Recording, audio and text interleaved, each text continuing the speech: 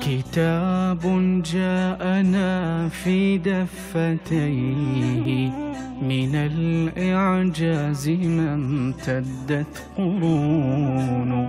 كتاب الله لا تحريف فيه فلا يطغى على العقل الجنون.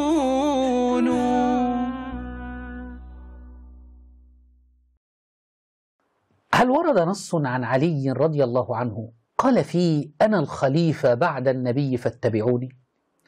علي بن أبي طالب رضي الله عنه من أشجع الشجعان في العرب، وله مواقف عظيمة في الصد والذب عن دين الله تبارك وتعالى. فهل ورد نص عن علي رضي الله عنه دعا فيه المسلمون وقال لهم: آمنوا بإمامتي، آمنوا بولايتي؟ وعلي بايع أبا بكر وعمر وعثمان رضي الله عنهم أجمعين، ولم يقل لهم: أنا الإمام المنصب الذي أحق بالإمامة منكم. وإياك أن تستدل بالخطبة الشقشقية فقد ضعفها كثير من علماء الشيعة، فلا يصح لك أيها الشيعية أن تستدل بها.